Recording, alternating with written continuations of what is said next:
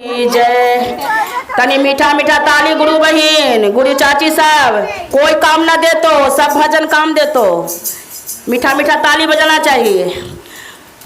और काहो ने झोना झोना मातो बाजा बनाए भोला जे। अरे कावन झोना झोना माँ बाजा बनाए भोल जे।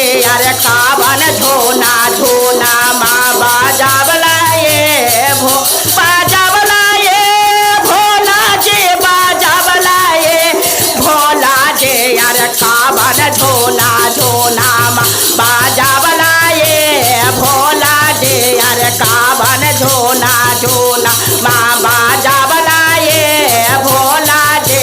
अरे काव झोना झोना माँ बाजा बनाए भोला जे बाजा बनाए भोला जे बाजा बनाए भोला जे। अरे कावन झोना झोना माँ बाजा बनाए भोला जे। अरे कावन झोना झोना माँ बाजा। शेराबा में शोभो तो हर बारे बारे जाटाबा। शेराबा में शोभो तो बारे बारे जाटाबा।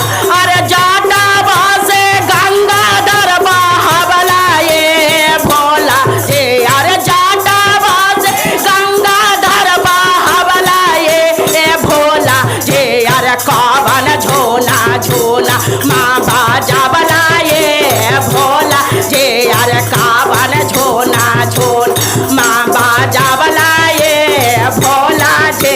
अरे कावन झोना झोना माँ बाजा बनाए भोला जे बाजा बनाए भोला जे बाजा बनाए भोल जे। अरे कावन झोना झोना माँ बाजा बनाए भोला जे। अरे कावन झोना झोना माँ बाजा बनाए गालाबा में शोभो तो हर सापाबा के मालाबा।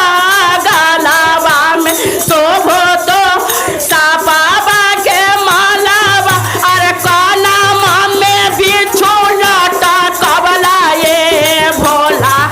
अरे कानामा में बिच्छू लटा कबलाए भोला जे। अरे कावन झोना झोना माँ बाजा बनाए भोला जे। अरे कावन झोना झोना माँ बाजा बनाए भोला जे। अरे कावन झोना झोना माँ बाजा बनाए भोला जे बाजा बनाए भोला जे।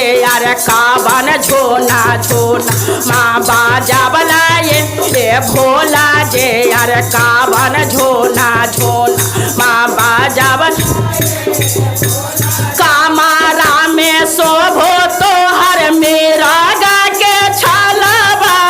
कामारा में शोभो तो हर मेरा गा के छालाबा। यार चार के तू बासा पायलवाए भोल जे। अरे कावन झोना झोना माँ बाजा बनाए भोला जे। अरे कावन झोना झोना माँ बाजा बनाए भोला जे। अरे कावन झोना झोना माँ बाजा सांघाबा में शोभो तो हर गाऊरा दुलाहिन। सांघाबा शोभो तो हर गाऊरा दुलाहिन। अरे गोदिया में कार्तिक एक लालनवाए भोला जे। अरे गोदिया में कार्तिक एक लालनवाए भोला जे। अरे कावन झोना झोना माँ बाजा बनाए भोला जे। अरे कावन झोना झोना माँ बाजा बनाए भोला जे। अरे कावन झोना झोना माँ बाजा बनाए भोला जे। अरे कावन झोना झोना माँ बाजा बनाए भोला।